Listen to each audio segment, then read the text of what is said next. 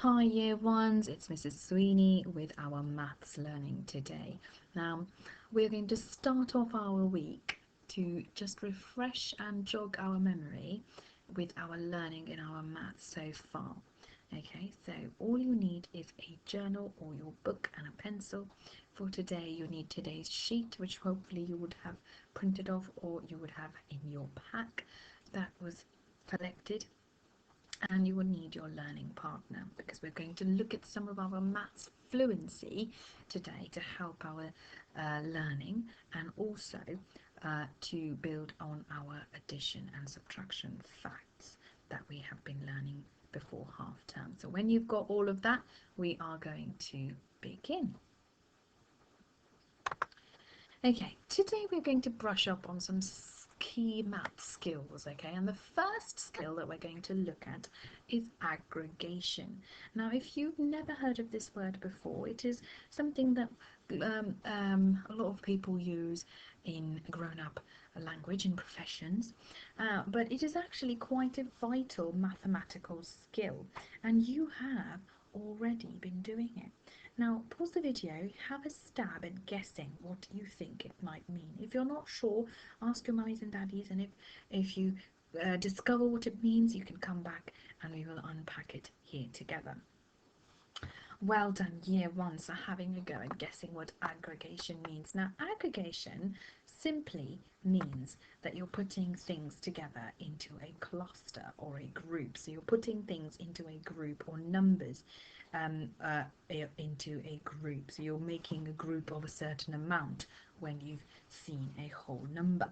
Okay, so that's simply what aggregation means. All right, now we're going to explore aggregation a bit more now.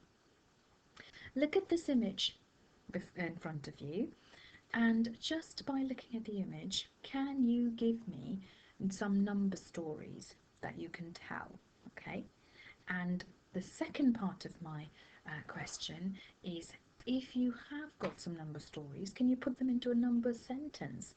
And you can also give reasons to your learning partner and support it with your valid reasoning skills. Okay, so tell them why you have grouped into certain amounts while you looked into the picture, and then we'll explore it a bit more. All right,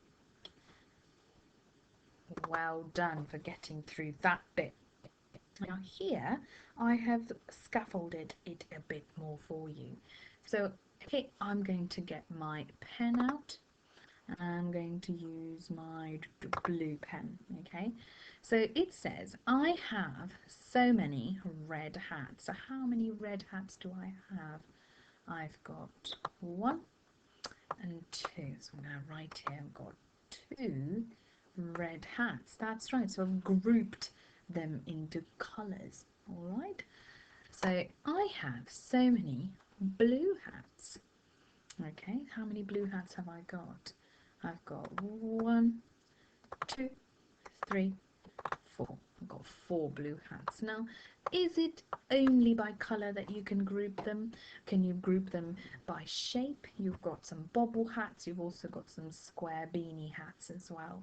So it is up to you how you're going to group them, but for today's session, I have chosen to group them by colour. Okay, so now I've got 2 red and 4 blue. I know that all together, all I've got to do is add them up. Okay, so I've got 2 and 4. Let's count all of them together. So we've got 1, 2, 3, 4, 5, 6. We've got 6 hats all together.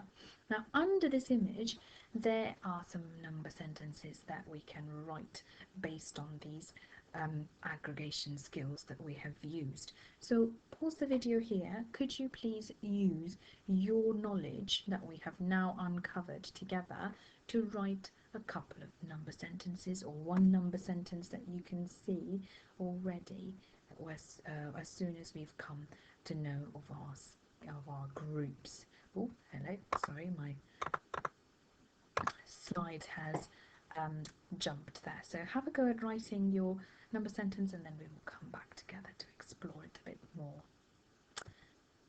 Okay, so we have got this image, and our first number sentence is 2 add 4. Okay, 2 add 4 equals 6. Okay, so I'm going to get my pen and I'm going to write there equals 6. Okay, now I have also got something else under it. I've also got 4 add 2 equals 6. Now either way, whether you add the red ones first or the blue ones first, you still get 6. And we call this a particular law in maths, when you can swap the number sentence around to get to the same answer. And we call it the law of commutativity, and we'll explore that a bit more as we go along in the session. But hopefully you wrote one of these sentences, number sentences, to support your answer. Now your next skill is the skill of partitioning. Okay, so we've just looked at aggregation. We are now going further, deeper into our mathematical skills of partitioning. Now we have been doing this quite a lot in our maths learning so far. So we've got our partitioning skills, and partitioning is basically to put numbers into different parts, or sometimes we also call it splitting apart. So if you've got a whole number, you split it into 2 different parts, and those parts work together to make the whole number. Now it is a bit like aggregation, but not quite the same. In aggregation you've got your actual groups, but here you actually split your whole number, okay, into 2 separate parts. Let's look at it a bit more. Now here I have got our number sentences, our commutative number sentences that work together. So no matter what happens, 2 and 4 and 4 and 2 will always work together to make 6. Okay, so I'm going to write our parts. So we've got 2 and 4. Okay, now 2 and 4 makes 6, and we already established that fact. However, we also know that 4 and 2 also make a 6.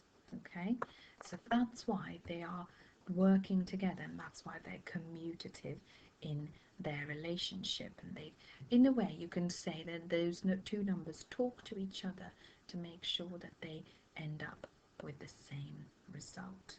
Okay, so that is how we talk through our partitioning. So could you please have a go at using your partitioning skills and just practice doing your part whole there. Now we have looked at this particular diagram before, and we sometimes call it the part whole, and we also know it as our number bond diagram. Okay, so have a go at practicing your part whole or your number bond diagram and filling them up with your whole and your 2 parts. Okay, today for your journaling I would like you to practice your aggregation and partitioning skills.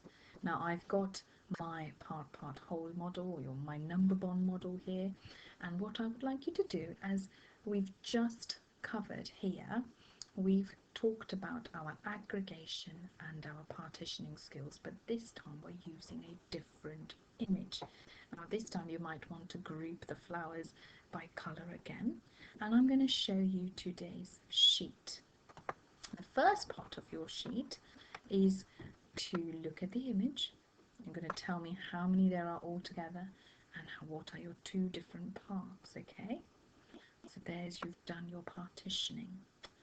Then you're going to tell me how many red flowers you've got, how many yellow flowers you've got, and how many you've got all together. And to challenge yourself, you are going to write 2 addition number sentences, remembering that law of commutativity. Okay, so that is the first part of your journaling today, and we'll come back to the next bit shortly. Now I would like you to practice your aggregation and partitioning skills into some of your subtraction knowledge. Okay, Now, just by looking at this number bond diagram here, could you please pause the video with your learning partner when I have finished giving you your instruction, and think of a number story that has got that is a subtraction one. Okay, and when you've done that, I would like you to write a subtraction number sentence. So think of a subtraction number story, number one, and number two, write a subtraction number sentence using this number bond diagram here. When you've done that, we will explore it a bit more. You might even want to use your tens frame for this bit. Okay, so try your best and we'll come back and explore it a bit more. Okay, well done year ones for having a go at doing that. Now over here I have got a picture to help me represent my number story. So I could say I had 5 socks to begin with. So here I have represented my 5 socks on my tens frame using my counters. So I first had my 5 socks. Then I lost 1 sock as I was going upstairs. One fell off and I lost it. Okay, so after I lost my 1 sock, I now have 4 left. And in a way, I have made up a number story, and I'm going to now write my subtraction sentence. So I start in subtraction with my biggest number, my whole number, the number at the top, in the topmost circle. And then my story went, I had 5 socks, and I dropped one, or I lost one, and after that I had only 4 socks left. Did you write a number sentence like that? Okay, you might even swap it around. Remember that law of commutativity that we talked about?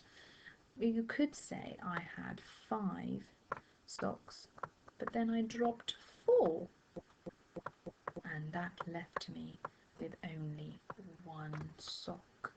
Okay, so could you please practice having a go at writing some of those number sentences? Now I don't want you to copy mine, so I'm going to rub mine off. Okay, so think of a number story like you did and write your number sentence for me. Okay, for your independent learning in your journals today, I have given you a different number bond today, and I have also given you a starter image. Let's have a look in our sheet. Okay, in your sheet it says part 2, and I have given you a number bond diagram, and your whole number is 8 and your parts are 7 and 1, and this time I've given you donuts. Okay, you might want to say, oh, they're not donuts, they're party rings, or they might be just curtain rings. It doesn't matter, it is your story. But I thought of donuts, so I had 8 donuts to begin with, and then I took 1 away. How many do you think I would have left? Could you please write your number sentence just there next to the number bond diagram? Is there only one number sentence? Could there be another number sentence? Thinking of that law of commutativity that we talked about, the commutative numbers that work together to have the same result. Now, always remember in subtraction, our number sentence starts with the biggest number. Okay, and to finish off, let's go back to our slides. I have got a mastery challenge for you. Now, what I mean by mastery challenge is that you are going to give yourselves a big brain exercise. Now, this time, all of these ducks are the same color. So I wanted you to have a challenge. Okay, so you're going to look at your sheet. I'm going to get the sheet up. And what I would like you to do is tell me how many ducks there are. You're going to write 2 addition sentences and 2 subtraction sentences, because we are making our fact family, and we looked at this when we were doing our addition and subtraction to numbers to 10. Okay, so have a look at the picture. tell me how many ducks there are. How are you going to group them? What aggregation skills are you going to use? And with the same knowledge, what partitioning skills are you going to use to make a subtraction story as well? It is up to you how you use your aggregation and partitioning for this one, and it is a challenge. It is an optional challenge, mummies and daddies. If you're finding that your children are finding this a bit tricky for today, you do not need to do this as long as you've done the first and second part of the session. Okay, and to finish off, you're just going to put that in your number bond diagram. Okay, with that, we come to the end of our first session today, and we will see you again for a brand new maths lesson tomorrow. Have a good one, everybody. Bye for now.